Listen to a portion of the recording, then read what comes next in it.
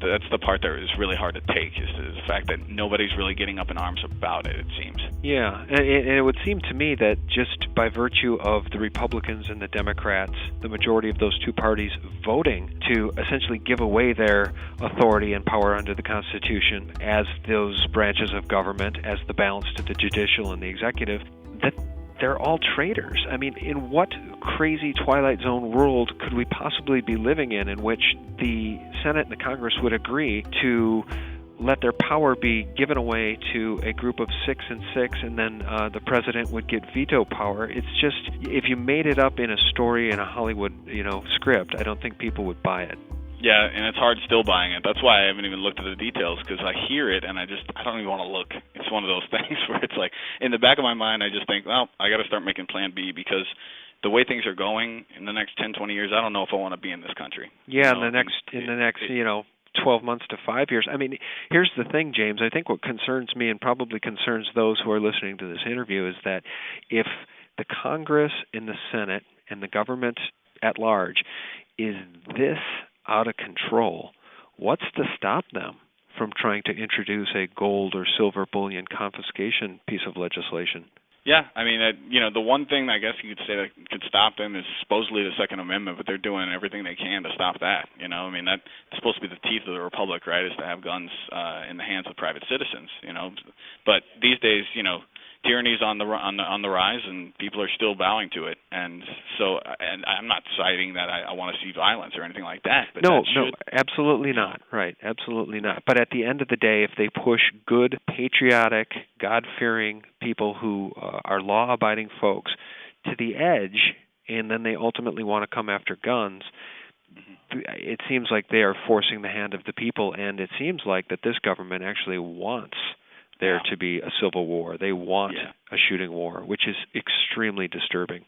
Yeah, they would like that, because then it could just be, people would then call for more crackdown on gun rights and more crackdown on people having private arms. So it's just, it's basically create the crisis and come in with the solution. And, a lot of times they're behind the crisis. It's pretty scary in that regard, definitely. Right.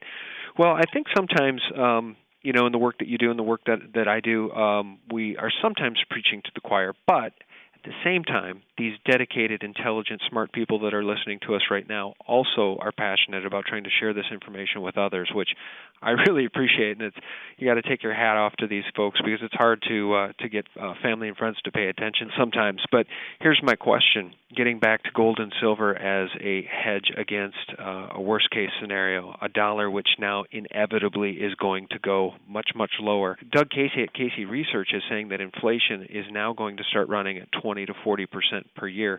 Let's talk a little bit about that, and let's talk about gold and silver at these prices for folks that don't own any. They're not too late, are they, James? I say no. What do you say? I agree with you, 100%.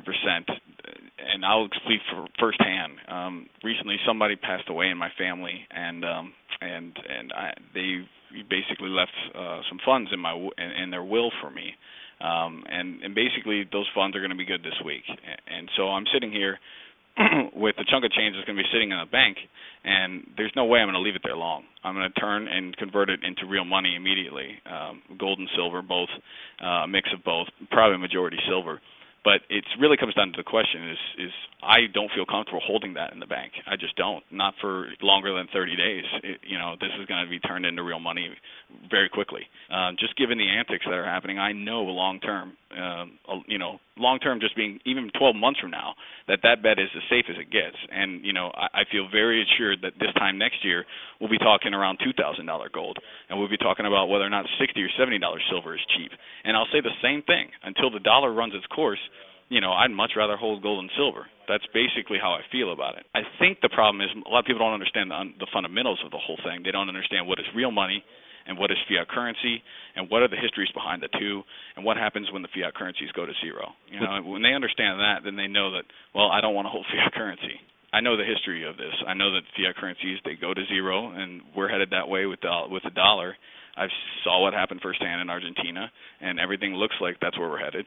Where the currency, the Argentinian peso, was more or less thirded in a matter of 30 days or so, and I see the potential risk of that happening here. So for me, personally speaking, I'm definitely going to be converting it, and I don't feel comfortable holding dollars. I just don't. And that would be the same case if we were in Europe. If I was sitting in Europe, I'd say the same thing about the euro, and I would say the same thing about any other fiat currency, because they're all, the reserve currency is the dollar, which means that in essence, all these other currencies are using the dollar as their reserve. So what happens when the dollar goes to putt? I mean, they all do as well. Basically, every quarter or so, we run an article called "The Race to the Base," and if you just look at how gold and silver perform versus every other fiat currency, they don't hold a candle to real money. So, and this is 11 years running. I feel like it's going to run another 5-10 years like this. So for me, there's hands down no question that if you come into the game now, you're not only preserving your purchasing power, but potentially you're going to enhance it as the currency crisis gets worse. Absolutely. So you're saying, let's just say hypothetical. Let's say somebody were to inherit $50,000. If that was your $50,000, how would you put that to work with gold and silver as a consideration? Would you go all silver, or would you go part gold, part silver? Really depends upon, when I'm asked that question, I always turn it to the person and ask them specifically, why are they interested in gold and silver? Typically, depending on the age, the first answer out of their mouth is that they want to preserve their purchasing power. And then they'll start talking, and if that's all they talk about, then I definitely think that they should have a lot of gold involved, because it sounds to me like they're risk averse. They don't want any volatility. They don't want to see any type of short-term move down, because that'll really scare them. Now, that's for the person who's very risk averse. They should definitely hold gold. If somebody says, I want to preserve my purchasing power, but I also want to make some relative gains in the value of holdings, well, then they certainly should be thinking about silver too, because in the long term, right, we're sitting 40 to 1 here. Mm-hmm. We're headed back toward 12 to 1, the historical average of gold and silver throughout history. If you hold silver, it's going to do very, very well compared to gold. It'll be a volatile, wild ride, so you just have to hold in for the long term and have a good long-term perspective. But it really will depend on how you answer that question. Why are you interested in gold and silver? So, James, we really respect what you guys are doing over there. Big fans of Mike Maloney. How can people find out and stay in tune with what you guys are doing day to day? You can visit our URL, www.goldsilver.com. If you want, you can sign up for free for our weekly newsletter. I have a pretty heavy hand in getting that thing out every week, so it's free. It comes to people's inbox. I think it's a great way for people to stay in touch with what's going on in the gold and silver market. If you sign up too, you also get 2 free ones delivered immediately to you. There's a lot in there. There's a free hour-and-a-half DVD that streaming that Mike Maloney created a year and a half ago about gold and silver. It gives you a great rundown of the fundamentals. There's another email that comes that talks about 5 precious metal scams to avoid. So for a lot of people out there who really don't have much experience in gold and silver, I think a real important thing is not only to learn about gold and silver, also learn about the black eye of gold and silver industry, to learn about what not to do, what gold and silver investments not to make. So there's a lot of free, great content. We feel like we are the leaders in the industry as far as educational content, and I really think that your listeners would probably agree with that.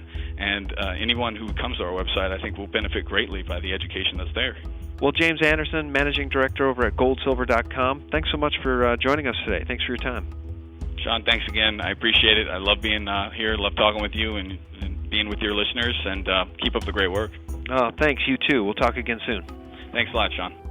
Guys, thanks for tuning in, and thanks for all your support. Good night.